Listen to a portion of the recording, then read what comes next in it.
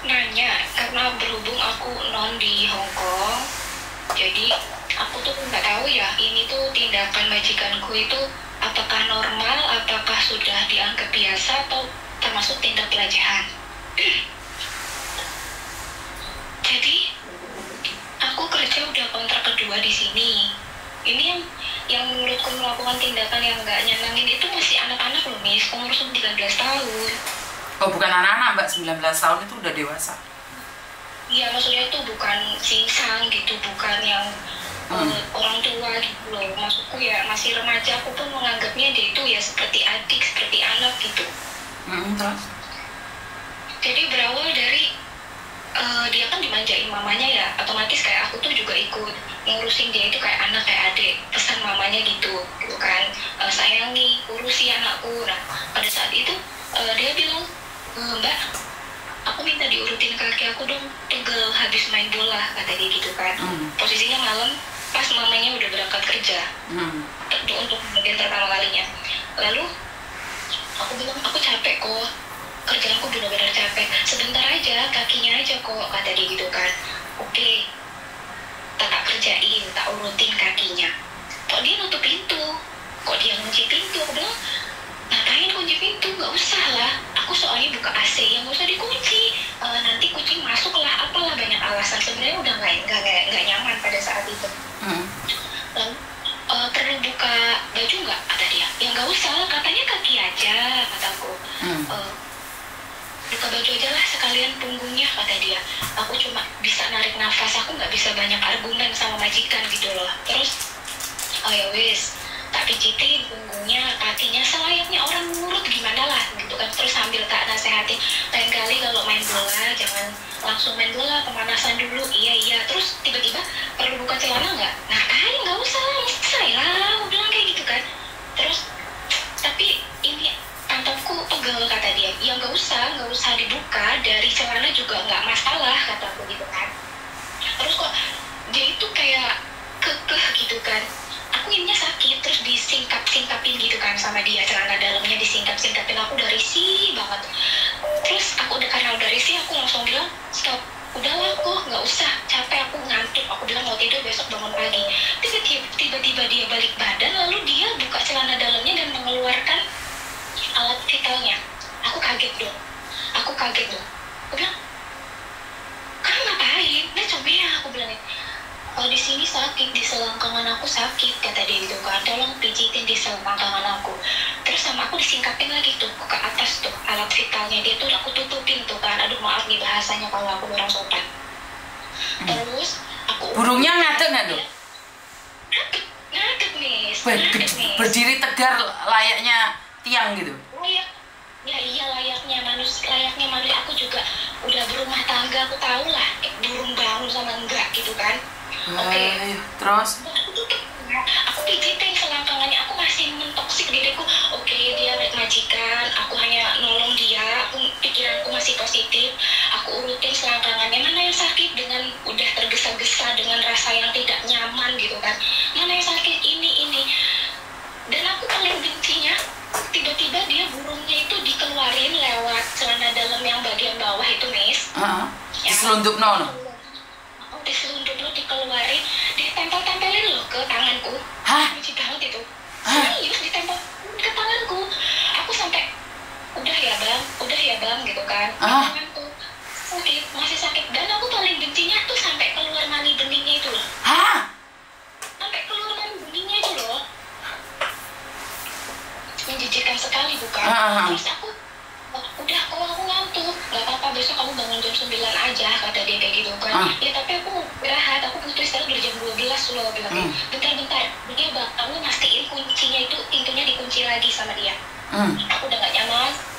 Terus satu lagi kan belum, ini juga sakit. Aku cuma narik nafas dengan tergesa-gesa, aku ngurutin itu kan. Padahal menurut aku pribadi, kalau dia nggak ada niatan yang buruk atau dia nggak mesum, nggak perlu nyelundup nih burung itu, dikeluarin tetap di dalam celana pun nggak masalah nih, pikirku ya. Nggak masalah kalau burung itu tetap di dalam, nggak usah disingkap-singkap, tapi dikeluarin terus ditempel-tempelin ke tanganku sampai keluar mani beningnya.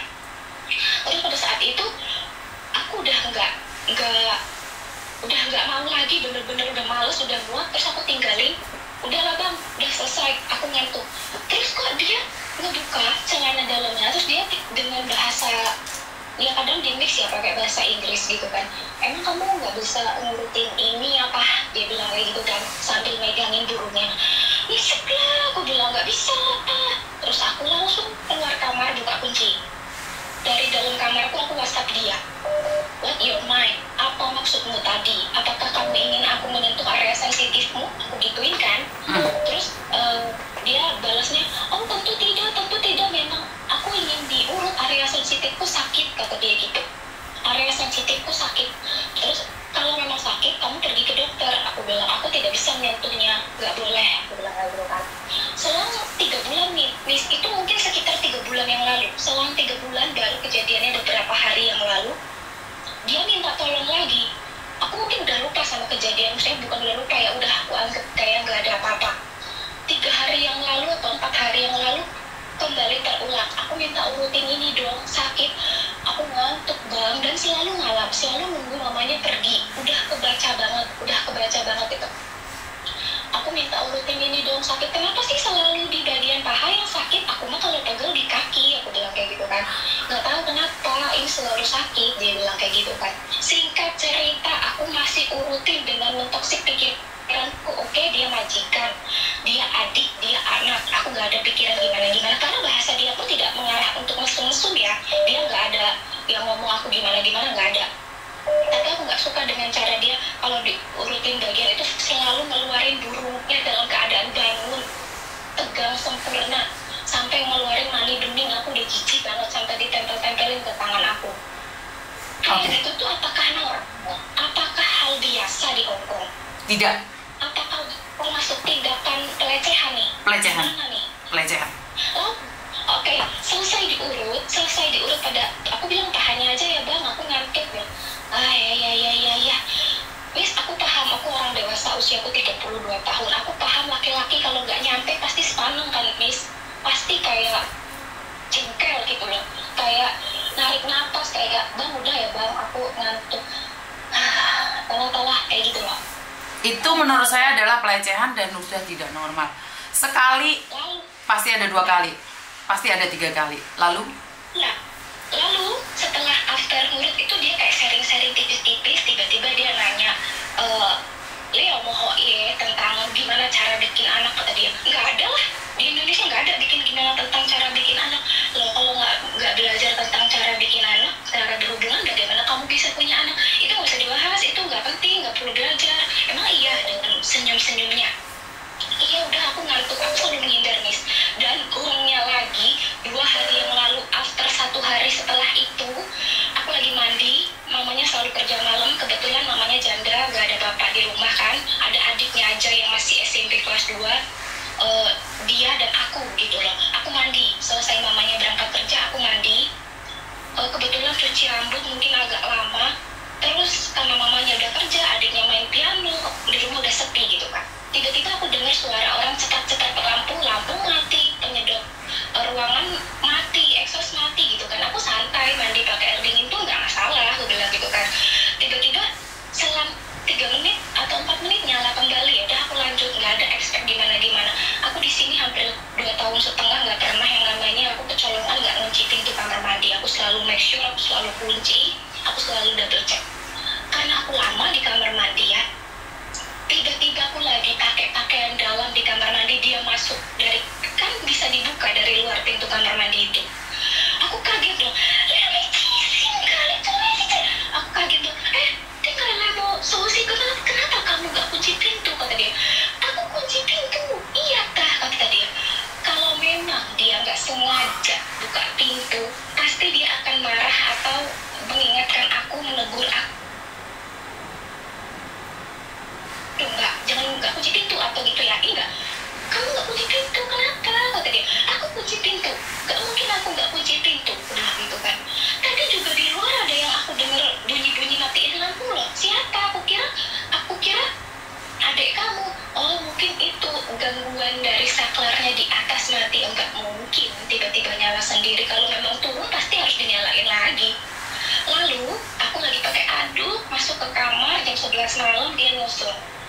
Mbak, bagaimana caranya belajar mengurut ini? Diangkat lagi kolornya, pegang selangkangan.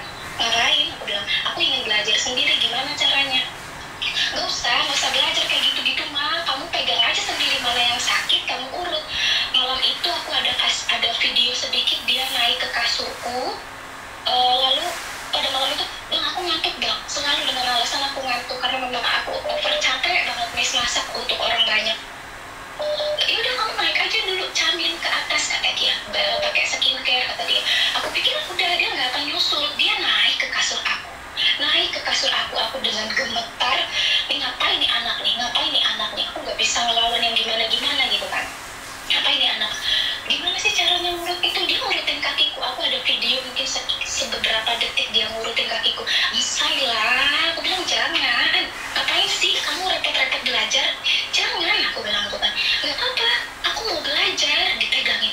Kalau dipegang pahaku, jangan, don't touch this place. Aku bilang jangan sentuh pahaku. Kenapa? Aku nggak bisa dipegang paha, tapi aku bisa dipegang paha kata dia. Ya kamu bisa, aku tidak bisa. Jangan pegang pahaku. Bahkan aku sampai bawa-bawa agama loh untuk ngasih pengertian ke dia secara halus. Nggak boleh, orang Islam itu tidak boleh, itu Islam yang melarang. Kamu tidak boleh sentuh aku, bahkan kaki pun nggak boleh. Iya kah, tapi kan ini di sini. Iya nggak boleh, pokoknya aku juga nggak bisa disentuh bang, itu geli, aku nggak bisa. Tapi yang lain bisa, ini bisa nyentuh gitu Miss. Jadi iya, aku dengan risihnya, jangan. Kaki sakit nggak? Sini aku urutin kakinya. Jangan bang, ngapain sih? Kamu katanya mau mandi. Nanti aja lah mandinya, teh. Aku mau belajar dulu. Jangan bang, udah kamu tuh urut aja kata dia. Kamu tidur aja, aku urutin. Coba Miss dia bilang begitu. Aku astagfirullahaladzim, gimana nolak halusnya ya Allah. Terus kakiku diangkat, ditempelin ke burungnya. Astagfirullahaladzim, ya Allah, aku udah bilang, ini gimana nih cara ngomongnya nih? Pasti akan ada next lagi nih Miss nih. Pasti, karena belum kesampaiannya. Anak kayaknya mau belajar, mau praktek. Gini mbak, satu hal, karena kalau pelecehan seksual itu kita nggak ada bukti nih, nggak ada bukti. Betul. Tapi tinggal mancal burungnya aja. Kalau saya seperti itu, karena kan nggak mungkin tiba-tiba ada di kamar kamu mancal burungnya orang, kan nggak mungkin kalau memang nggak ada masalah. Pertanyaan saya, setelah kejadian ini apakah kamu pingin bertahan di situ? Gini Miss, kan ini kontrak kedua bulan ke-6. Aku tuh berada di sini tuh nggak mudah. Berawal dari menaklukkan mamanya yang kayak mak lampir, yang kalau ngamuk tendang-tendang barang, yang kalau ngamuk uratnya keluar teriak. Sebentar, jawab pertanyaan saya dengan simple aja. Dengan kejadian seperti ini, apakah kamu masih bertahan atau tidak? Jawab iya atau tidak aja. Tak tunggu dulu kalau dianya. Sebentar, jawaban sekarang berarti intinya adalah setelah kejadian ini kamu masih terus. Iya, masih terus. Oke, masih terus. Berarti kan kamu ingin bertahan di situ. Setelah kejadian ini pun kamu masih ingin ada di situ. Oke. Berarti kan beda solusinya gitu loh. Kalau kamu masih ingin bertahan di situ dengan kamu pergi setelah kamu dilecehkan, setelah kakimu disentuhkan ke burung, kamu masih ingin bertahan. Benar kan? Iya. Oke. Intinya ingin bertahan. Jadi kalau kamu ingin bertahan, self defense. Jadi kamu harus menjaga dirimu sendiri. Kalau memang dia udah arahnya kemana, ya kamu harus videoin, kasih tahu ke mamanya. Betul. Karena aku nggak bisa ngelaporin ke mamanya karena udah pasti nggak akan dipercaya. Dia anak kebanggaan mama, anak kesayangan mama yang selalu diagung-agungkan setiap hari. So kalau aku hanya cerita modal mulut saja, mamanya nggak akan pernah percaya. Yang ada aku didepak secara nggak hormat gitu loh. Jadi terakhir, aku udah janji sama diriku sendiri, sekali lagi dia seperti itu, baik itu dia yang menyentuh aku ataupun dia yang menunjukkan burungnya, itu kan udah bikin gak nyaman. So aku akan langsung dengan tegas, kalau kamu begini aku akan lapor polisi atau aku akan adukan ke mamamu. Karena dia itu selalu bersembunyi, diam-diam di balik namanya. Karena yakinlah aku tuh yakin dia tuh tahu tindakannya gak benar. Dia sadar tindakannya gak benar karena selalu nunggu mamanya pergi kerja. Oke. Kali kejadian selalu nunggu mamanya pergi kerja. So kalau sekali lagi dia kayak gitu, aku akan ambil tindakan tegas karena yang kemarin-kemarin terjadi aku tuh selalu kayak dengan halus gitu loh nolaknya.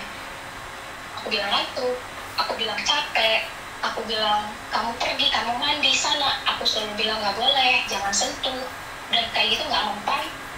Nanti aku akan laporkan ke mamanya. Kalau dia tetap seperti itu, aku akan laporkan ke mamanya dan aku akan bilang, aku akan lapor polisi, tindakan kamu nggak benar. Aku mau bilang gitu. Oke, intinya kan kamu masih ingin bertahan di situ. Dan satu hal yang perlu saya ingatkan bahwa seorang laki-laki saat dia ingin menyentuh perempuan dan dia dikasih kesempatan, apalagi dengan bahasa halus, laki-laki itu lunjak. Karena saya pernah nih, saya itu diraba oleh laki-laki. Saya bilang, apa sih maumu? Kamu ingin tidur sama aku? Ngomong sama orang tuamu. Tantang dia seperti itu. Tantang dia. Jadi dia nafsunya akan turun. Seorang laki-laki kalau ditantang, itu biasanya yang ngececeng itu, kalau kita tantang, dia nafsunya menurun. Karena dia harus nahan emosinya. Tetapi kalau bilang, jangan dong, aku ngantuk nih, pengen tidur, kan semakin nafsu. Ya kamu bilang, kamu pengen tidur sama saya, kamu pengen saya nyentuh burungnya, saya videoin, saya kasih tahu mamamu. Kalau mamamu bilang oke, kita lanjutkan. Bukan berarti kita murahan loh ya, biar menghajar mental laki-laki. Karena saya pernah nih, saya waktu itu hidup sendiri, saya ada di rumah saya, tiba-tiba ada laki-laki masuk di kamar saya dan mengatakan, Miss Yuni ingin kenal lebih dekat. Saya bilang, laki-laki dan perempuan kalau di dalam kamar bukan ingin mengenal lebih dekat, tapi ingin tumpah-tumpahan. Ayo mas, tumpah-tumpahan. Daripada kamu masuk kamarku, tapi kita tidak melakukan apapun, di luar sana sudah tersebar gosip. Ayo ngelakoni misan, tapi tolong di video sebagai rekaman. Mereka mentalnya akan turun. Tapi kalau laki-laki nyentuh kamu terus jangan kok, aman tuh kamu pingin itu, semakin nafsu dia. Karena gairah perempuan itu kalau udah lemah, laki-laki itu semakin nafsu. Coba kamu ngomong pancal rai nih, boleh sampai macam-macam be aku kok. Aku mau tidur sama kamu, mau buat bayi, boleh. Atas nama margamu kita ngomong sama ibumu, mampus dia. Ngerti nggak? Boleh jadi gitu. Iya. Kamu mau apa? Kamu mau apa? Kamu pengen aku pegang burungmu? Kamu pengen tidur? Ayo. Tetapi bilang mamamu dulu ya. Betul. Gitu ya? Betul. Oh boleh. Gak pikiran aku. Karena gini loh, karena seorang laki-laki itu dia nafsu tapi masih takut. Tapi dia akan terus mengejarmu, dia akan terus mengejar sampai mendapatkannya. Kenapa? Kalau sampai dia mendapatkannya, dia itu mempunyai kenikmatan sendiri atas perempuan yang tidak mudah dijatuhkan. Tetapi sekali laki-laki ditantang, gue pengen nompak ya aku, ayo telepon mamamu saya, video call, saya tak telepon mamamu. Bener wih, pokoknya nanti. Karena gini loh, ada seorang kakek-kakek yang gerayai, dia bilang demek susu 500, demek bokong 500, demek barang 1000. Mbaknya bilang apa? Oke kak, Gong, kita telepon anakmu. Kamu demek susu 500, tak omong nih anakmu. Langsung mungkin bilang apa? Cisin ya, le yau peng ah, le yau mantai. Dia langsung bilang kayak gitu. Karena kalau perempuan itu suaranya meleot, lanangan ini seneng mbak. Lanang ini seneng banget kalau perempuan itu, jangan dong bang, masuk bang gitu. Nada-nadanya itu meleot. Aku ngantuk bang, ya udah tidurnya sampai di kamar. Akhirnya manue kakimu nyentuh manue. Kenapa? Karena meleot. Semakin meleot semakin nafsu. Manuk semakin ngadeg ngececeng. Emang bocah, umur 19 tahun ya belum nyampe loh. Bukan masalah 19 tahun mbak, anak-anak sekarang dewasanya lebih awal. Umur 14-15 mereka sudah nafsunya karena apa yang dia lihat. Tapi kalau dia takutnya sama mama karena dia kebanggaan mama, ya udah ngomong aja. Aku ngomong sama mamamu, kamu itu ternyata nafsu loh sama pembantu. Kelar hidupnya. Tapi kan arah pembicaraannya dia itu nggak ada mesum-mesumnya, jadi kayak dia karena dia nggak pakai bahasa omongan, tapi dia pakai bahasa tubuh. Lah moncrot ini bukan bahasa tubuh, men yuk. Iya bener. Jadi LC kan nggak perlu berbahasa kan, yang penting bisa melihat bahasa tubuhnya kan. Suaranya LC belum tentu enak waktu karaokean. Tetapi saat diranjang enak kan selesai. Paham nggak maksudnya Miss Yuni? Lah kalau dia sudah nyuruh kamu nyentuh burung, bilang. Itu bukan bahasa nafsu loh. Suruh nyentuh burung, suruh mijeti selakangan. Nggak ada loh dalam bahasa mijet selakangan, itu nggak ada loh. Berarti kan dia bahasa tubuh dan. Benar nggak sih? Kalau dia nyuruh lagi kayak gitu, aku langsung to the point aja. To the point. Karena kamu masih ingin bertahan di situ, kamu to the point aja. Pokok hame kamu pingin itu ah. Kalau pingin itu, oke, aku nggak apa-apa. Ngomong sama makmu, sekarang video call. Kamu pasti bilang cisin ale yau peng ale. Itu udah pasti. Karena gini loh bro, itu udah gila nih. Itu sudah gila nih. Itu udah di tahap gila nih.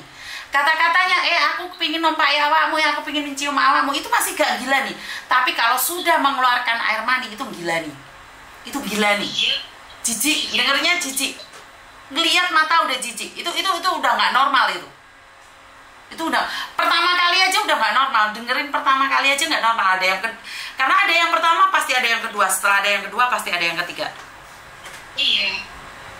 Karena langsung besok pagi aku nggak diorangin loh. Aku tanya cemburu saja. Ini gak apa, kan nafsu tidak tersalurkan. Tantang sekalian oh hai tau fangku nggak? Oh mai châu cai, lấy sao như máy hãy chụp bên máy lo, lấy mau orang kau mà, oh hai cũng nhận nggak? Kalau pengen beli, perempuan beli di luar. Saya pembantumu. Saya nggak ada pekerjaan di atas ranjang.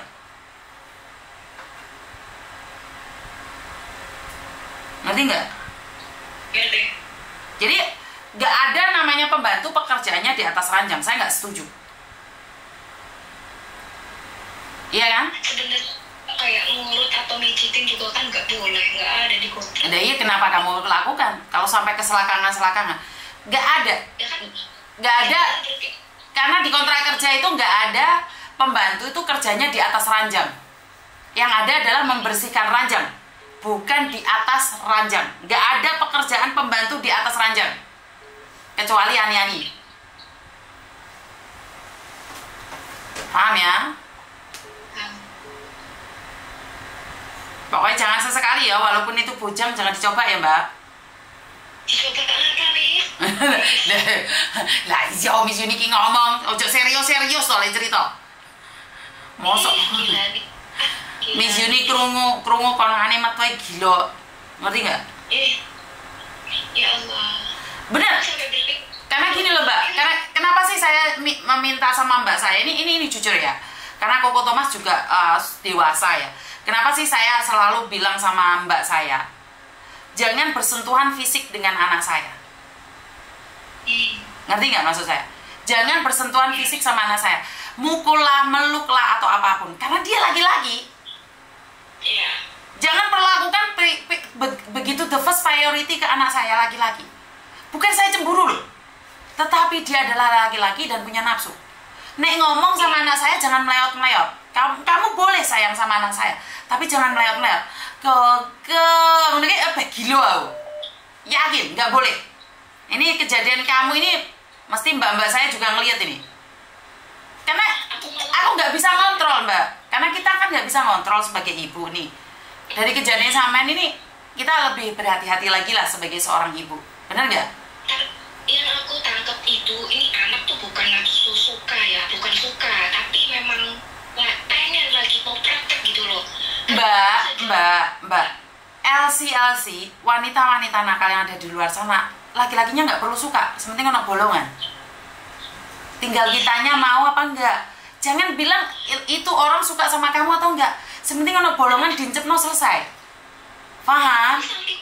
Saking gemblungnya tak kayak nggak enak banget dan liane kancane kan akeh. Nek dicek praktek karo kancane opo? Yo, sampean sarano, sampean ngomongnya mbak aku ngomong sarano kono. Petak iki lho. Paham nggak maksudnya Min? Iya, aku nggak pernah ngobrol yang kayak ngobrol tuh mau makan, lapar, besok kerja, besok sekolah, udah secukup itu. Saya paham mbak, saya paham, tapi anak laki-laki dewasa ada jajannya di rumah, berarti kalian sebagai jajan juga hati-hati. Itu aja sih, pesan moralnya cuman itu aja sih. Ngerti nggak? Ngerti. Berarti itu benar-benar nggak normal ya, benar-benar nggak bisa dinormalisasikan. Oh Berarti tidak, itu, tidak, itu tidak normal, itu tidak normal, itu tidak normal. aku bisa ambil sikap setelah ini. Iya, itu tidak normal, nggak ada normalnya itu. Nah, yang nggak normal itu jika kamu tidak mengambil sikap. Ya, aku harus ngambil sikap. Kalau kamu tidak mengambil sikap, berarti kamu memang mengizinkan untuk menyentuh air mani tersebut. Karena responmu itu yang penting banget. Responmu itu yang penting banget. Ngerti? Ngerti. Kalau kamu responnya masih meleot-meleot, ya semakin dia suka sama kamu. Kenapa sih saya selalu memberikan batasan? Jangankan itu anak saya yang sudah dewasa ya, 20 tahun lebih. Anak saya Silo yang kecil aja umur 13 tahun, itu tuh deket banget sama mbaknya. Tidur di pangkuan mbaknya, saya larang. Saya larang. Iya. Saya selalu bilang sama mbaknya dia, jangan izinkan Silo kayak peluk kayak itu, karena dia sudah mulai tumbuh nafsunya. Laki-laki nggak ngelihat mbak. Ngerti nggak maksud saya? Ngerti. Jadi dihindari itu. Sesayang-sayangnya sama anak majikan, mereka tetap anak majikan. Nggak boleh dianggap anak majikan itu anak kita sendiri. Ngerti? Iya, tapi kalau mamanya ngomong, kamu tuh harus sayangi anak aku seperti anakmu sendiri. Iya, tapi bukan berarti harus di atas ranjang. Tidak, saya tidak setuju. Ngerti? Oke, Miss. Jadi sedikit ada jaga jarak dengan anak majikan. Apalagi laki-laki. Iya, kalau itu nggak boleh sayang-sayangan. Nggak boleh, dia bukan anakmu. Dia bukan anakmu. Ada juga anak aja naikin ibunya, itu karena over. Iya. Ya wes, hati-hati ya. Makasih ya, Miss. Yo, I love you. Nggak usah itu teman-teman. Saya sama anak saya selalu membatasi agar tahu ada batasannya antara ibu dan anak. Lagi kamu mbak Joko arek lanceng terus gak ada batasannya. Yo biar rek dijajal mbak anaknya majikan. Ya pernah. Bukan nggak butuh cinta loh. Hati-hati, nggak butuh cinta loh untuk bermain di atas ranjang, itu nggak butuh cinta. Laki-laki tidak membutuhkan cinta. Laki-laki hanya membutuhkan bolongan. Ingat-ingat kata-kata saya. Laki-laki itu tidak membutuhkan cinta untuk bisa tidur bersamamu. Laki-laki untuk bisa tidur bersamamu, dia tidak butuh cinta. Dia hanya butuh bolongan. Tetapi perempuan itu butuh cinta. Perempuan lebih mengutamakan cintanya. Jadi beda alirannya ya. Paham maksudku? Jangan sampai kamu jaga anak majikan, mencintai anak majikan, mari ngono di atas ranjang pun harus dilakoni. Tidak, saya tidak setuju. Halo? Halo. Kenapa mbak? Selamat pagi.